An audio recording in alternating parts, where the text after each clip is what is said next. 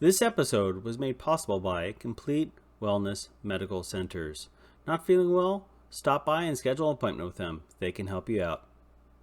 Hi, guys. Welcome back to Interesting by Design. I'm Ed. Today I'm here with Andy, and he's a pastor of a church, and we have a really interesting story that he wants to share with you. And I'm just not going to waste any time and let him get into it. Andy, thanks for coming on the show.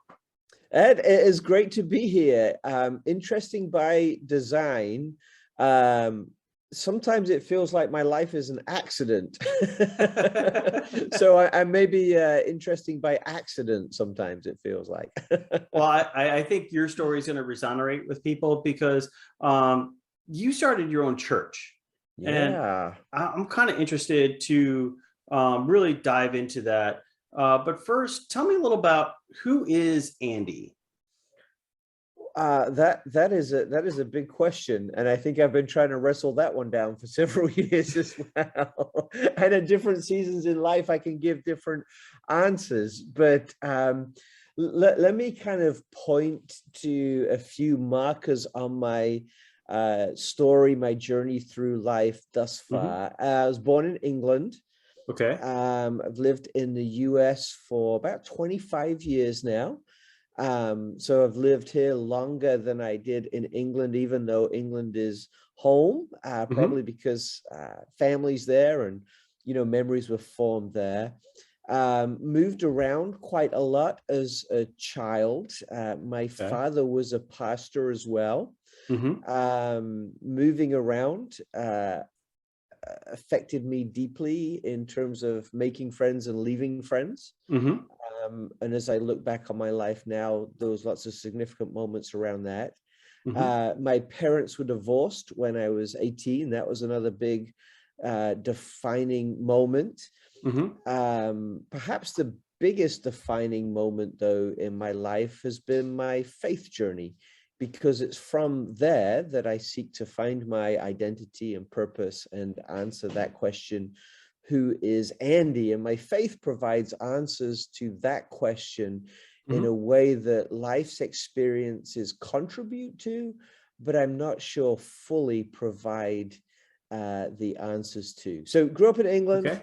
Where in England? What part of England? Yeah, so I spent my formative years in a town called Colchester, which in a very old country is actually the oldest town or city in England.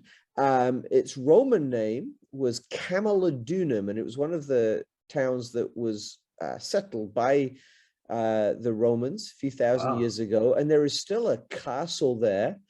I mean, it's not used for operational purposes, but it's still standing. And yeah, I mean, it's not like when I was in school there, we would use the dungeons as discipline and things like that. But I mean, it's still standing. It still looks like it did 2,000 years ago. That's amazing. In fact, I got a friend in the Castleberry Police Department, and I know you and I have connected around some of our work with the foundation there, who's a big metal detector. And he asked me the same question, where are you from? I said, Colchester. He says, I know Colchester. It's like one of the metal detecting meccas in the world. Really? And as we talked about that, it's because there are just layers and layers and layers of history there. That's awesome. I would have never known that. Yeah, I mean, and I didn't realize that too until I was 2,000 miles away from there. That I 4,000 miles that I realized that. But I mean, there's a kind of farmers market every Saturday in town down the high street, and it had been there like every Saturday, bar a few, for like 1,600 years. And so I grew up thinking that was normal. So I come to America and everyone says, oh man, that's so old. I said, really? How old is it? And they said, like, man, that's like 60 years old. I'm like, oh, yeah, it's true. I mean, like some of these communities are like 25 years old, 10 years old. They don't have that longevity and I guess a wealth of experience as a community that's been around for 2,000 years and all things that they've gone through. So that kind of brings me in your early life, in your faith life journey in England. What was it like for you as a child to get introduced to God and your religion and your faith? Sure. So I think there's a couple of ways that I will answer that question. Feel free to answer it however you want. Yeah. Is this a test? Do I? No, it's not a test. There's not going to be a Scantron sheet at the end. All right. Okay. So two ways to respond to that. One is that my initial introduction to faith, because of my father's involvement in the church and our involvement in the church, our regular attendance at church, there was a lot of stuff that was kind of socialized into me, right? Okay. Going to church on a regular basis, certain things we did, certain words we said, language we used that was very religious. And while there was a lot of positive things in that I see about my childhood, religion in itself and that secondhand experience of it wasn't enough to prove its validity and its influence in my life. So in some ways, I would say that my experience to religion initially, while there were lots of helpful things, there was some superficiality to it that wasn't deep enough to answer the questions that I would ask later in life. So that's kind of story one. Does that kind of make sense? No, it leads me into a question, because I know sometimes young people are born into a religion and they kind of are brought up in it. I guess my question is, at what point in your life did you really turn around and say, I have found faith? And I want to own this for myself, and I want this to become more in my life. That was when I became when I was a teenager, when I was around 16. Okay. But before I lead into that story, let me give you my second story of what it was like growing up with faith. First of all, please do. It felt like my family's faith, which wasn't enough. It was something passed down that I couldn't really own. Second thing to realize is that England, while it has a state church and a long history of religious influence, it's very much a secular society. So in my high school, which was obviously a lot smaller than some of the high schools over here, but still, 600-700 people, there was probably 4 or 5 folks who were Christians and attended church on a regular basis, right? Really? So as a Christian, as a person of faith, rather than being in the majority as perhaps, or at least as something that was kind of culturally accepted, I was really in the minority, right?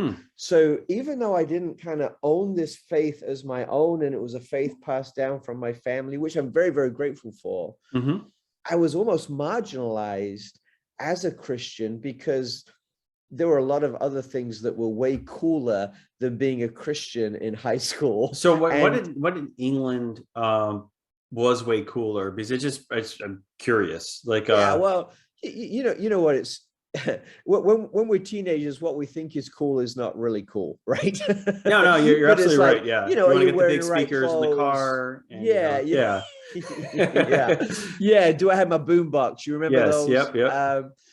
I heard a joke the other day, just as a little sidetrack. Sure, yeah. People form an impression of people who used to carry boomboxes. Did you know that? No. Yeah, it was the first stereotype. Yes, a dad joke. Thank you. All right. Okay. There we go. Putting that aside and moving on. But when you're a teenager, there's lots of things that you think you're cool, and you're always trying to measure up and things like that. So the fact that I attended church actually put me way down that coolness spectrum. Really? Okay. I'm so grateful we grow out of that. You couldn't pay me enough money to go back to middle school because of that. That. At different points in life, it just gets tougher. It seems like girls mature faster at some points, and then boys mature faster at some points, and then at different points in time, it just seems like the meanness just oozes out of kids in middle school and high school, and even latter part of elementary school, where it's just like these claws and really bring out another side of young people. So I grew up in this home that was religious and that offered a religion that while there was a lot of good to it, wasn't personal, and Mm-hmm, it mm-hmm. wasn't deep enough for myself. On top Yeah. of that, I grew up in a school system, a public school system, that really had this bent towards secularism and it not being cool to be a Christian. And so that kind of really asked some Interesting. profound questions of me and who I wanted to be. And so I went my own way a little bit, trying to find my, identity and some other stuff, like you do when you're a Yeah. teenager, right? You're trying to Yeah. figure out life. But for me, when I was 16, I was Mm-hmm. confronted with the question, is Jesus real? That's a Right? very, very interesting question to be Yeah. brought up Does as a Jesus teenager. make Yeah. a difference? Mm-hmm. And I couldn't, because of my heritage, perhaps dismiss that question. Mm-hmm. But it really was very provocative in my life. So in answering that question, my response was kind of like a prayer, right? God, Really? if you're real, I'm going to need you to prove it to me, right? Okay. And there are lots of ways that I look back and see that was answered. Mm-hmm. But when I asked that question, I wasn't sure what kind of answer I was looking for, right? No, So yeah, that, like that's a very fair yeah, thing for a 16-year-old yeah, to make such a profound question is yeah. yeah, it's cool. So go on. I'm sorry, I didn't mean to Yeah, so interrupt you. that kind of began a journey for me of Mm-hmm. asking the question, is God real? Mm-hmm. Does Jesus make sense? Does what Jesus offers to my life and the world add value? And again, this is language I'm using now at 46 that I didn't Yeah. have when I was 16, but No, yeah, that's looking typical, in the like, rearview yeah, mirror is real yeah. helpful. And so I would say that over the next 1, 2, 3 years, Mm-hmm. in lots of different ways, there was enough evidence that I saw in relationships, Okay. in history, in common sense, Mm-hmm. that allowed me to say, yeah, there's something really, really significant going on here. But one Yeah. of the things that kind of pushed me over the edge, not over the edge, that sounds negative, that helped solidify my commitment to faith, was when I was visiting a couple of years into this journey, Mm-hmm. a family who lived near the place where I was living at the time. Okay. And it was in a county of Yorkshire, which Okay. is kind of north of England, very industrial town that was kind of made up of coal mining communities. And so Margaret Thatcher, Mm-hmm. God bless her, when she privatized coal mining, there was just a lot of coal mines that were closed down, and this whole community was robbed of their source of employment. So the Mm-hmm. unemployment rate was about 80%, right? Wow. And when that happens, right, people are drinking more, people are depressed, marriages are falling apart, the whole thing. Mm-hmm. And I went to visit a family because they were going to the church I was going to. Dad was like an alcoholic because he's been laid off his job, just a jerk to the family. We know the Mm-hmm. thing. I went to visit the mom. It was very cold, as it often is in England, yet the windows were broken. They didn't have enough money to pay for the heating. It was, honestly, there was like excrement on the floor of the house because the plumbing Wow. wasn't working. And I walked out thinking, oh my goodness, what a horrible way to live. Yeah, no doubt. God, why does someone, how does that happen? What's Mm-hmm. going on? And there was two defining prayers around that. One was, Lord, what do you do in a situation like that? And as I looked at the different elements, I realized a government couldn't fix that. Mm-hmm. I realized that the problems were deeper than just a new job, Mm-hmm. right?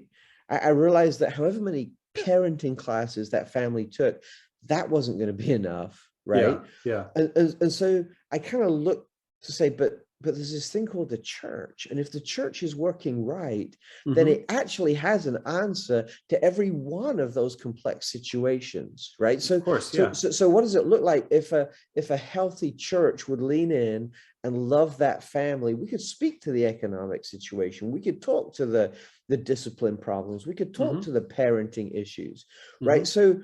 So man, that's a fascinating solution to some profound, complex problems. The Mm-hmm. second prayer with that was one really that was kind of birthed out of anguish, which was like, God, why do you let that happen? What are you going to do about that? If you're God and you're good, how do you let that happen? God, what are you going to do about that? And I felt it wasn't an audio voice. It was just kind of like an impression that I had in my conscience, on my heart, that I felt God say, Andy, the stuff that I can do about that, but what are you going to do about that? Because I do my best work through people, and this whole faith journey is a journey of relationship rather than it is some abstract religion. So what are you going to do about that? And in many ways, that response, that kind of sense, that urge, was what accelerated my journey in faith, but started my career and my calling in ministry as well. Okay. So that brings us to about 19 years old. Did you, yep. Did you go to seminary or? Felt like just yesterday I was 19. It's crazy how that happens, it's like, it's boom, just it's like all of a sudden you turn like 20 something, and then next thing you know, you're like 50. It's like, where did those 25 years go? Where does 20 years go? So did you go to seminary, or what was your education in your faith life when you decided, like, hey, I'm going to become a minister, I'm going to become a pastor, I'm going to become a church leader? Like, there's no wrong answer to the question. I'm just kind of curious. Sure. Yeah. So two tracks. The educational system is a little bit different in the UK in terms of how we structure high school and college and all that kind of stuff.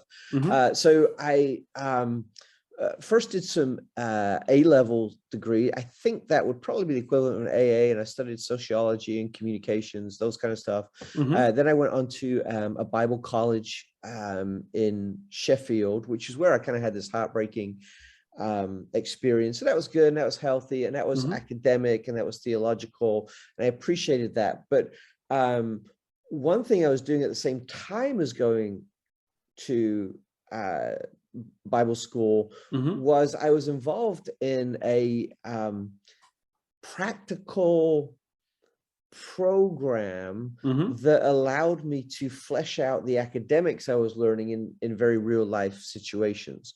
So this program was called the Seed Team program, and we were based in this town in Yorkshire. And our job. What does the Seed Team actually mean? Seed, SEED, and the idea is leaning into the planting metaphor. Okay. That as I was going through school, there was this there's a group of 4 of us who lived in a house together, and our job was to kind of implant ourselves in a community as seeds to see what would grow out of that. And so, gotcha. Okay. So it makes logical sense. I was just wanted to clarification. Thank you. Go on. And so part of that program, we were working with a church that was dying because the community was dying, to say, hey, what can we bring to sow some seeds, to bring some life to this? So we started like kids programs. We started some discussion groups in the local community pub, because that was where the community met, and things like that.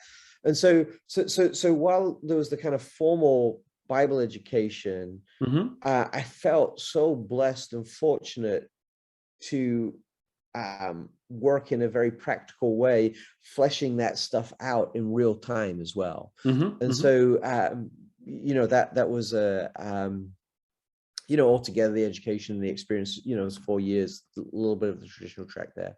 But it was after that educational experience, both academically and practically, that I moved to the US. I had a mentor who was involved in lots of kind of missions and church revitalization projects, and we were invited to start our model of missions in California. So I moved to California for 2 years, moved to Florida after that. It was in Florida where I was involved in the mission movement a little bit, but needed to how was a culture shock going from England to America on your growth and your faith? How was that? What was that like? Sure. It was significant, honestly. When you're kind of young and the future's before you and it's super exciting, you don't think about things like cultural shocks. I mean, there was just a lot of, hey man, it's cool. And honestly, and when I got invited to come to California, my first thought was, California? Oh, I've seen Baywatch. I love California. Like, right? This is going to be fantastic. That's right. I'm 20 something. I'm going to be on the beach. That's right. What an experience. I might meet Pamela Anderson. that whole thing. Erica Eleniak was actually my favorite Baywatch babe, but that's another story. Okay, it's all good. It's all good. No judgment free zone. Yeah, that's right. But yeah, it was real, you know, because when you grow up in a place, you just grow up in it, right? And it is what it is. But it's when you transplant yourself in another culture that you realize that culture is a real thing. And so I honestly would say that moving to the US was so good for me at that stage of life, not just because, hey, I'm moving to Baywatch land, but because you realize that there's a whole lot more to life than the culture you grew up in, right? Absolutely. And that what we take for granted is only a small part of this rich tapestry of this global world that we're part of. Absolutely. So, I've seen that firsthand in my own life, where I lived up and down the East Coast, and there's so many subcultures in the eastern side of the United States that you can jump into one and it's culture shock because of their way of doing things in their area. So go on. For sure. Yeah. So I think one of the things that culture shock does is it causes you to go slower and to think a little deeper and to process things with a little more intentionality. Absolutely. And so in that cultural shift and in that cultural shock, I was forced to learn some skills that I think have been incredibly helpful to me as I've grown in life. What skills are those? Yeah, I mean, just not to assume, not to judge, to seek to understand what's happening around me, not to lean on my knowledge because that is limited, you know, those kind of things. But I remember 2 years into being in California, walking down the sidewalk, and I saw a car coming towards me, and I remember freaking out, thinking that car's out of control, it's in the wrong lane, it's gonna hit me, I'm in danger. And I was still processing 2 years in that cars drive on the other side of the road. Right now, I knew that academically. But my experience for the first 20-something years of my life had been, no, cars drive on this side of the road. And so just, you know, it was like, and so yeah, culture shock was significant. And I was actually living in California in a town called Tehachapi, which is right on the edge of the Mojave Desert, right? So I went from living in this suburban, historic, 2,000-plus-year-old city that was 45 minutes away from London to this like desert town in California. So you were not by the beach at all. You know, I never got to see a Baywatch babe. I mean, I would, you know, I'll tell you, when I moved to Florida, I married one. My wife is a beautiful lady. She's so let's jump into that. How did you meet your wife? Like, how did you meet her? I'm kind of curious. Well, she was on the set of this TV show, David Hasselhoff walked. No, I'm just kidding. No, so that was a funny story. I got to fast forward. So I was in California for 2 years, came to Florida. I was still involved in the mission work. I was kind of pastoring, you know, on the side, doing both. As associate pastor at a church. She was a youth pastor at another local church. The youth pastor at my church was meeting with her to talk about youth ministry, youth pastor stuff. Ran into them in the parking lot. He introduces me. We have a conversation. You know, I'm single, she's single. I was new in town, she was new in town. And we started a friendship. I invited to my Christmas party. It was just before Christmas. But then I actually flew home to England for Christmas and ran into some visa issues. And so I had to stay in England for like 6 weeks. So, you know, we had like I don't know, 2-week friendship, which is really nice, and this 6-week hiatus we by ever see each phone. other. Yeah, that's right. Well, I didn't even have a phone number. Oh So my it was like gosh. this, hey, but then we came back and So your built a wife is from friendship. And England as well. I didn't no, know no, that. no, no, no. She's a military brat, she would describe herself from. Okay. Okay. Although I describe herself as, but I would downplay the brat. But her dad was in the Air Force. He was a meteorologist. And so she had that experience of moving around a lot.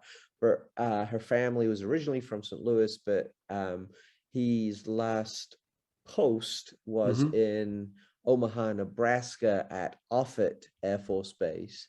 Okay. And so she kind of grew up in the Midwest. Gotcha. Well, I have one question I'd love to ask everyone. Okay. How did you know your wife was the one? That is a great question. So for us, there was a lot of compatibility overlap in terms of values, faith, life stage, vocational aspirations. So those are some of the initial things. We obviously liked each other. That's always helpful. Yeah. I mean, attraction. Yep. Did it happen like within after those 8 weeks went by, or was it more time elapsed after she got back or you guys have sort of connected again? Yeah. I mean, I think we built a solid friendship first, and I'm so grateful for that. Yeah. And again, I don't want to sound old because but dating, I think even 20 years ago, we've been married 22 years now. Congratulations. Was very different than it is now, right? I mean, dating now, yes, yeah. I mean, 80% of people get married now based on an app. So yeah, I was one of those people. I met my wife on eHarmony. Yeah. So yeah. And I think there's a lot to be said for that, but we really were able to become friends without any pressure of what's going on here, and that was great. So I think ours was a journey of falling in love. Gotcha. I don't necessarily. So did it take a few years for you to know she was the one, or no? I mean, we kind of did like 6-7 months of friendship. 8 or 9 months of engagement, and then we got married. But everything kind of aligned where we were in life. And I don't want to dispel too much this kind of idea of Cupid with an arrow that he fired at both of us. Yeah, no, I think it just is like love. Everyone finds it in their own different way. Yeah, and it's all good. There's no wrong way. It's like a Reese's Pieces. You can eat any way you want to.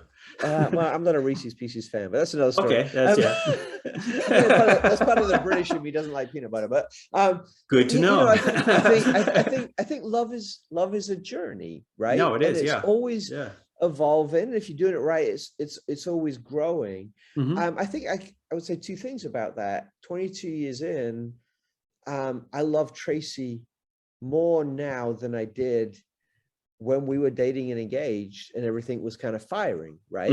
Because life and relationships move at the speed of trust.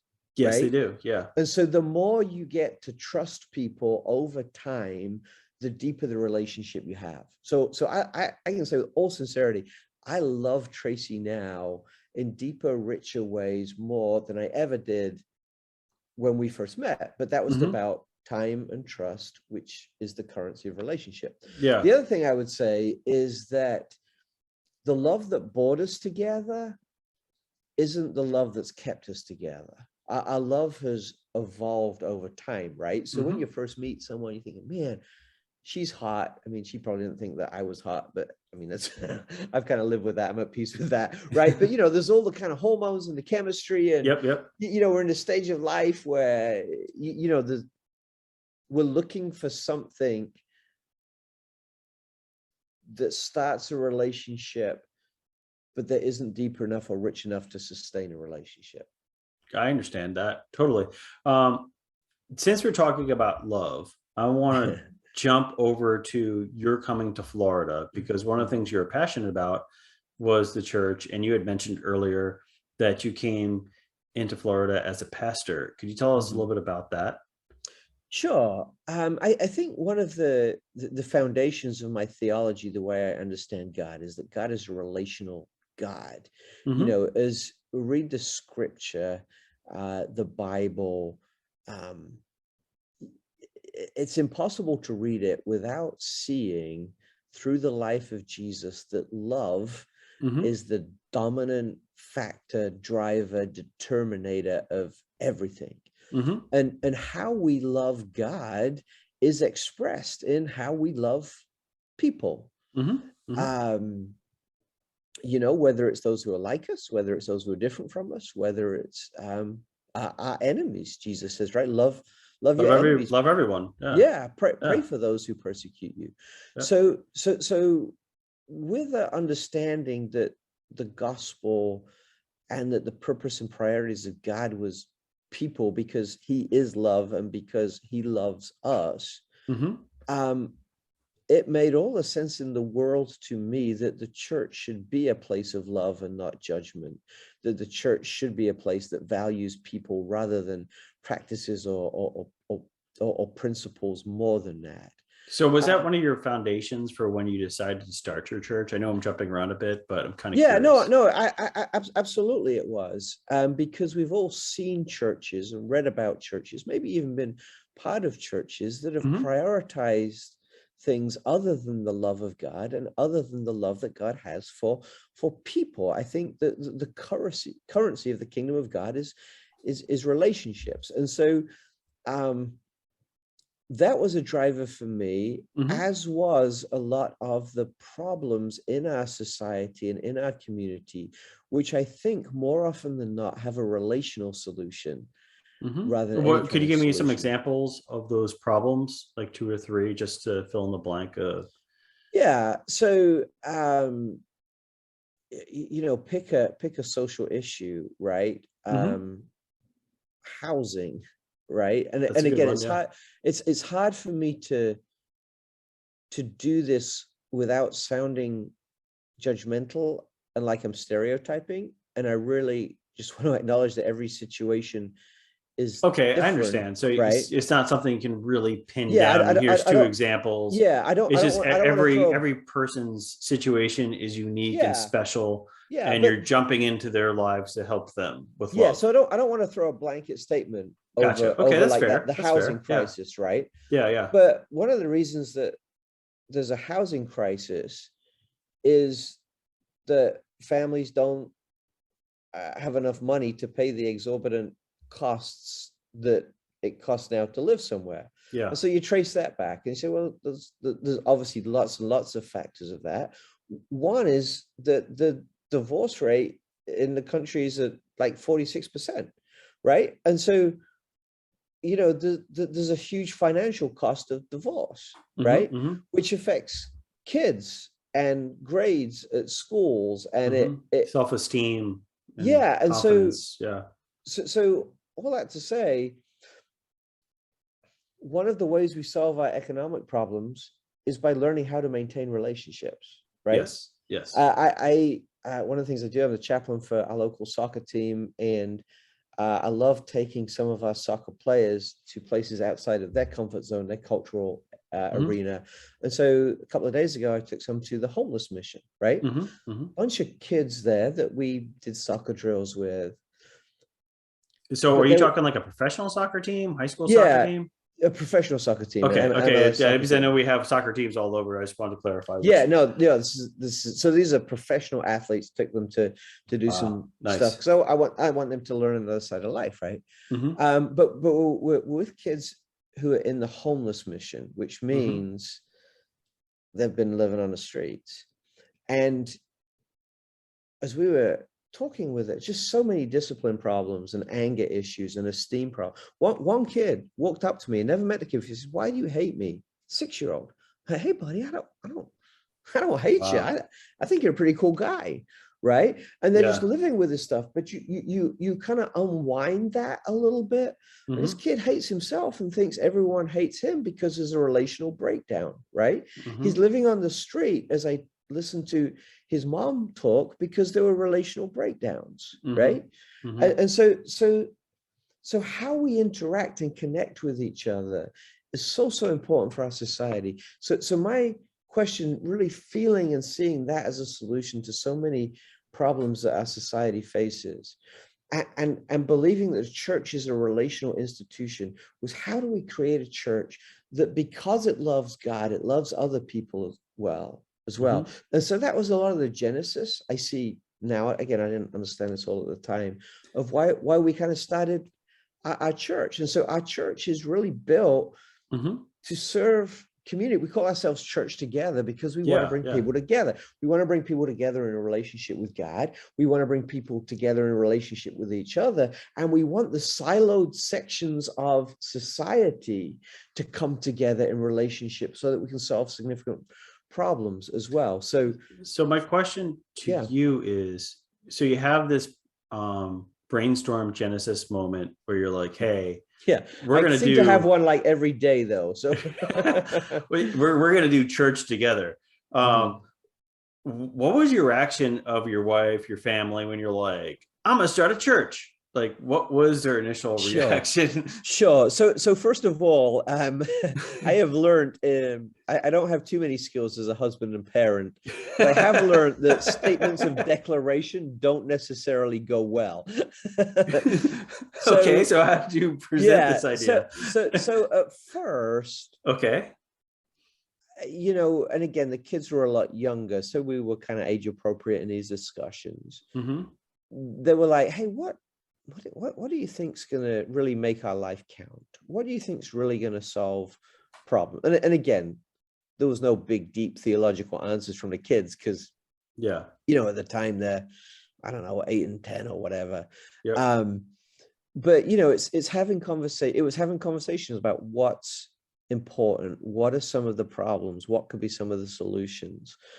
Some of the questions around, for me, I'm very involved in the community, as a representative and things like that, but it's not really Mm-hmm. making it, how do I leverage my life to make the most difference?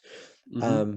So we started on this journey as a family, even though I had a kind of inkling where I wanted things to go, with conversations, what would it look like? And I Mm-hmm. think the value of that was that it allowed the kids to think through some profound questions as well. I had a So how old mentor. were your kids at the time when you started the church? Just to give some perspective. Actually, so yeah, it would be 10 and 6. 10 and Okay. 6. There's 3.5 years between Now, them. your Yeah. daughter now is, I believe, graduating high school. Yeah, So next week we have a high school graduation. that In puts her fact, at 17 yeah, ish. she's 18. She'll be 19 18. in Okay. December. And in fact, yesterday was her last day at high school. I'm Okay. like, hang on a sec. I just remember your first day at kindergarten. That was just yesterday. How can this be true? So we're living in this If weird time everything's on warp fast right now. forward, it's It crazy. is. Yeah. Like when I It started with my it daughter going to is. school, the same feeling. I was like, boom, next thing you know, she's a kindergartner. Boom, next thing you know, she's a third grader.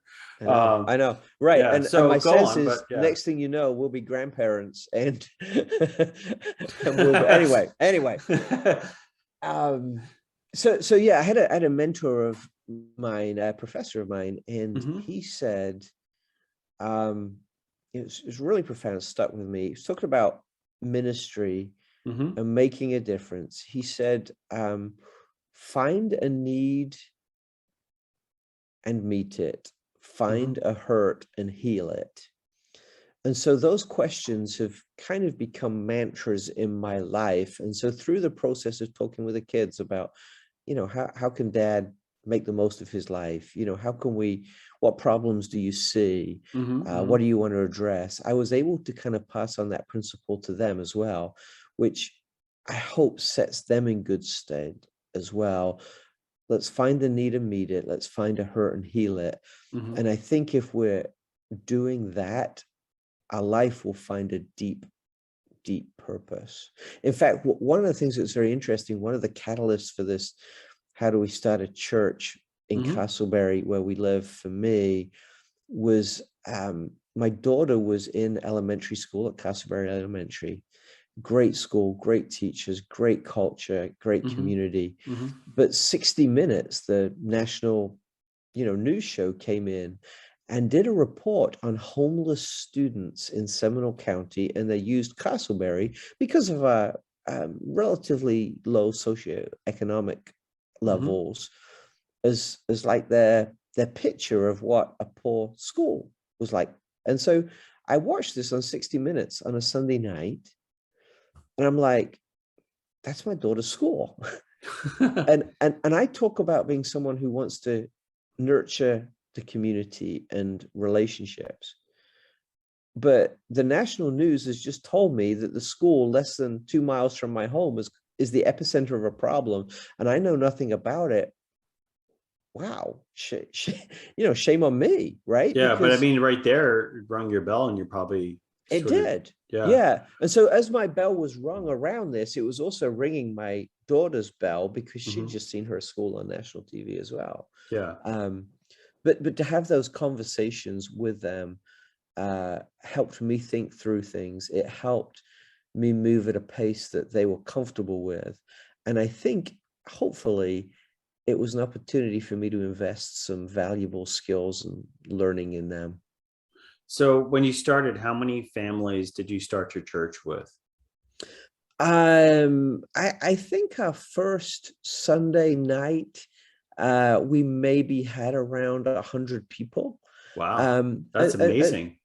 100 people on yeah, the first one go. That's yeah. strong. Well, Yeah. there's a lot of people who come to, to check you out and because they want you to succeed. And I'm grateful for that. I Yep. mean, even now, our church isn't a mega church. Mm-hmm. We have maybe, I don't know, 80 to 100 folks come on a good That's still Sunday. very good. You're holding a Yeah, strong number. but numbers of people Mm-hmm. and metrics of money have never been things that we want to define ourselves by. As a church, we want to define ourselves by the quality of our relationships Mm-hmm. and our service to the community. So how do And you can you? have deeper relationships and you can Mm-hmm. serve the community better with smaller numbers of people. So how do you measure that? Because like in business, there's like business plans, and we're like, Mhm. okay, this is our business plan, this is our Yep. goal. We want to make it franchisable, we might not. Mhm. But you're talking about something very soft Mhm. oriented. Like, I mean, you can measure community outreach and connections, Mhm. but how do you measure relationships in Mhm. your church to sort of say we're achieving our fundamental vision and mission?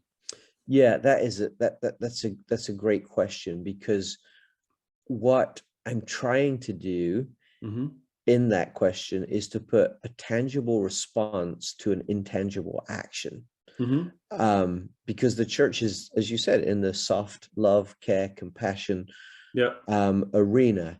And so I will say I don't think we necessarily measure as well and as clearly and cleanly as I would like. Mm-hmm. Often our metrics are story based rather than statistic based. That makes sense. That makes total sense, because like in business, it's very easy. You go to your cash register till and you say, okay, today I made X dollars. Mhm. Where what you're doing, you're more or less looking at it from a perspective of I have over the course of maybe the month X number of stories.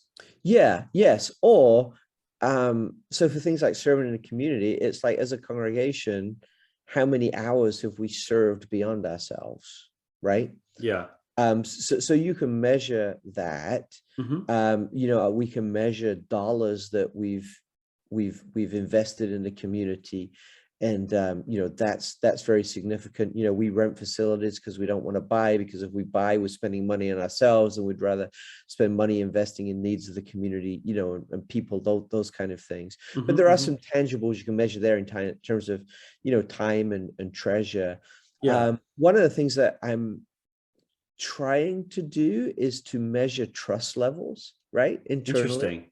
Interesting. And so, if a person um, would confide in me or go to a level of vulnerability with me that they hadn't been before, that shows us some progress in a relationship, right? Yeah. Have they moved from a relationship where we know of each other to an acquaintance, to a friend, to a friend that I can be vulnerable with, to someone I would consider part of my extended family, right? So relationships kind of have their spectrums where you can measure as well. You know, in terms of service to the community, one metric there is, are we adding value to the organization that we're serving, right? So schools, we do some mentoring, we give out food distribution, right? There's a clear value add to the school because of what we're doing. We have a chaplaincy program with the police department where you know, sometimes we get called out at crazy hours in the morning to do a death notification or sit and provide some support to a family that's grieving, right? There's not really many stats you can put there, but we can say our community police department is better because now there's someone representing the police who is providing a quality of service that the officers can't do because they have to deal with the criminal activity, right? No, so, yeah, I mean, you're running into a space that needs God's love in a very practical way in different moments, and it's sort of like you go from moments of boredom to moments of pure adrenaline. Yeah, that's funny. I would say I don't experience many moments of boredom. Well, you're on call, so you're always getting those adrenaline pumps, I guess. Yeah. My other question that I had was in reference to your governing body. Like, I know some churches are non-denominational, interdenominational. They're run, overseen by like a diocese or some other governing body. And then there's others where it's just like the board of the church or trustees, and that's who everyone kind of goes to. How is yours set up? What was your decision? What direction you want to go? Because you have experience in your life, as we chatted about, with different church systems. So what directions do you want to go in? Sure. So when we started the church, we did have one of the first questions around that was, do we want to align with a mainline denomination, or do we want to become a non-denominational, more independent church? As we looked at what we wanted to do and how we wanted to do it and where we wanted to do it, it made sense for us to become a non-denominational church. So we, you know, kind of filed with the state and all that kind of stuff. And I remember when we got the papers through, it was like, yes, we're an independent church. That's great. And then it was like, oh no, we're an independent church, right? And so we had to build those governance accountability structures on our own. So, and that happens in a number of ways. So from a church-based perspective, we have a governing board who oversees the legal, ethical principles of the bylaws, scriptural integrity, which is a big thing to a side of things. We have an advisory board who kind of speaks into what they see from a distance, not quite as hands-on as that board. I have a staff team that are accountable to me, and I'm accountable to them.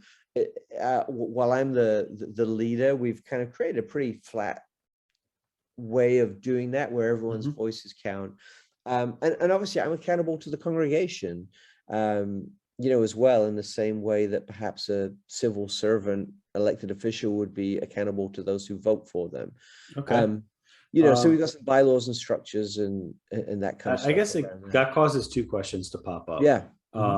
One is, how long did it take for you to formulate what you're currently doing now as an organizational structure? And the second question, which you can answer after that, is how long did it take for you to say, we need staff members? Sure.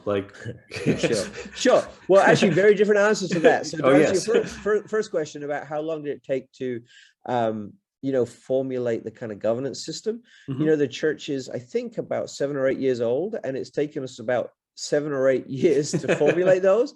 And my sense is that we will be continuing to formulate them throughout So you're constantly improving. You're never saying we have arrived. It's always like there's always something more we can do. Yeah, I think so, because we're always discovering cracks that need to be filled, Hmm. problems that need to be solved, opportunities that need to be grabbed. So I think, you know, I really believe, Ed, that everything rises and falls on leadership, right? And so where there's Yep. good leadership, things are getting better. Where there's bad leadership, things are getting worse. Hmm. So my call as a leader who wants to be a good leader is to continue to improve, right? So Yes. Yes. I think in terms of governance, authority will forever be saying, how do we improve this and tweak this? So Hmm. that's an ongoing work that has kind of happened congruently with everything we've done as a church. In terms of how quickly did it take me to realize I needed some staff, that took about 1 minute. Partly because I know my own limitations, right? Okay. Yeah. And So you just sort of said, I'm weak here. I'm going to get someone that can handle this weakness. yes, and so Yeah. I'm blessed with incredible staff. Hmm. The thing about our staff, I'm the only full-time member of our staff, Hmm. even though I give about 50% of my time to serving the community beyond the church, because that's part of what our church wants to do. Yeah. But all my staff have other jobs. Yeah. Got a teacher, a couple of teachers, got a CPA, got a guy who's in AV tech, TV production. And so we have a part-time, actually is a part-time staff, who can fulfill and give leadership in an area of church while still maintaining a professional job. That's good because it keeps them engaged in the real world. Hmm. It keeps them focused on becoming industry experts. It allows them to serve out of a get to rather than a have to Hmm. attitude. Hmm. But it also allows others in our congregation to be empowered as volunteers to say, oh, we don't have a professional doing this. I can serve there. I can help there. I can use my life to make a difference there as well. Gotcha. I know in business, I think there's a statistic that like within the first 5 years, 60 to 90% of businesses fail. Did you ever have a point when you started your church? Because technically your church is a corporation. In essence, it's a Mm-hmm. nonprofit Yeah. style Yeah. entity. Uh, did you ever come to a point where you're like, this is not going to work, or man, I'm really nervous that this is not going to work? Or were you just very blessed to be like, we took off and we've never slowed down and everything has been just kind of growing, like Yeah. what side did you fall on there? Sure. So first, to acknowledge that we are very blessed Hmm. that God has provided for us every day. So I'm incredibly grateful for that. I think certainly for the first few years, and if I'm honest and were to reveal the state of my heart, I wonder whether tomorrow is going to be the day that we fail. Hmm. And my sense is a lot of entrepreneurial business leaders feel the same. Okay, yeah, we've been doing this for 7 years, and we've come a long way. And while we're probably not going to fail tomorrow, it feels like I'm only 2 or 3 bad decisions away from everything kind of imploding. Yeah. But no, we are blessed, and even though I have worried that we would fail, those worries have been unfounded. Couple of stats. Okay. First of all, 80% of church plants fail, and I knew that going into that. So I had that kind of ringing in my mind that Hmm. the likelihood is that we were going to be on the 80% side, not the 20% side, right? Hmm. Um, and they fail within like 3 years, and then 70% fail within 5 years. We've passed those thresholds and are still in the game. So the stats are on our side. I'm grateful for that. The other stat that I learned the other day is that 92% of the things that we worry about don't actually come to pass. So I've spent a lot of time worrying that we're not going to make it. And I Hmm. didn't play the odds on that because the reality is only 8% of the things that we worry about come to fruition, and we Hmm. don't have control over that 8% anyway, right? No, So I yeah, spent a lot of time yeah. worrying that we were going to fail. One, by God's grace, we haven't, but secondly, that worrying was futile anyway. No, I really appreciate that insight. The only follow-up question I could have is, um, what did you do differently to make it more of a success? Like, was there any point in time where you're like, I gotta switch gears here because this isn't working, or I'm just not going to do that because that is going to set us up for failure? Or was there any moments where you're just sort of like, Mm. as a new, young, healthy church, to keep them on track and going in a good direction? Did you have any key decisions like that?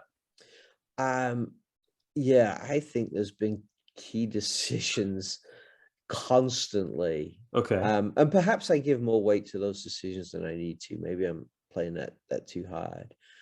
Um, when we started, we did not start well, Hmm. and we had to do a couple of quick turns, right, to Okay. kind of stay in the game. But I think as we've grown and matured as a congregation, and deepened as a congregation, we've placed great emphasis on relationships. Hmm. And when you're in a relationship business, um, you have to listen and think and respect and seek to understand. Hmm. And those principles that drive relationships have by default become the driving principles of our church, right? Hmm. And so we're saying, okay, if this decision is going to hurt a lot of people, well, then we at least need to talk it through, Yeah. right? Yeah. Yeah. And as you talk it through, you become wise and you make the right decisions there. So while I wouldn't say I lead by consensus, Hmm.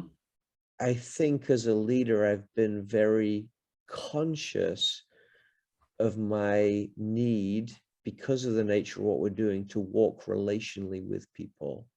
And Interesting. doing that has helped us avoid some pitfalls. It's helped us to capture some opportunities. And I think it's steered us well as we've moved forward. It's really interesting answer. Generally in business world, it's more about like rolling out a new product or service. It's never about that relationship component. But I think in anything that you do, if you have that relationship with your clients, and you have that honesty and integrity and willingness just to openly communicate often, you're going to do a lot better than otherwise. Um, well, we've been chatting for about an hour, and It feels like 10 minutes though. I've loved it. I know. I mean, like, I feel like we could keep going, to be honest. And I'd love to have you come back on the show if you're willing to. Mhm. But I also want to do a quick plug because you have a podcast as well. And I wanted to bring Yeah, it up. And I was a guest on there. So thank you for having me you be a were. guest. Yes, you were. Um, What's Up Castleberry is your Yeah. podcast that you do. Did you want to do a quick plug for that? Sure. Again, this was another kind of ministry that birthed out the church, and the church that gives me freedom to do. Hmm. I lead it with another pastor in town, a guy called Drew. Hmm. But we discovered that there are lots of things happening in our community, but a lot of the community didn't know the good things that were happening in our community. So we said, well, how can we kind of join the dots? Yeah. And we have a unique way that we can join the dots that perhaps the city officials can't. And so we created this podcast called What's Up Castleberry, where we interview local leaders, Hmm. community members, business owners like yourself, Yeah. and say, hey, tell us about you, because there are a lot of good things happening in our city, but most people don't know about the good things that are happening in our city. It's not necessarily our story, but we want to tell other people's stories so that we can kind of grow this sense of community and connection among us. So yeah, what's up castleberry.com. We drop it every Tuesday. We're about 120 weeks in, Hmm. which if you'd have told us we'd have been at when we started, we would not have believed, but it's been a lot of fun, and we've got Hmm. to meet some great people like yourself and shine a spotlight on some great businesses and organizations and events as Yeah. well. So it's been good. Yeah. Well, Andy, thank you so much for being on the show. For all those that are listening, if you like this episode, check out our other episodes as well. Also, check out What's Up Castleberry. Great episodes on there too. Especially Ed's episode. Yes, I do like my own episode. I like listening to myself talk. So, all kidding aside, everyone be safe, be blessed, and have a wonderful day. This episode was made possible by Complete Wellness Medical Centers. Not feeling well? Stop by and schedule an appointment with them. They can help you out. This episode was made and produced by i4 Web Services. Visit i4webservices.com to learn more.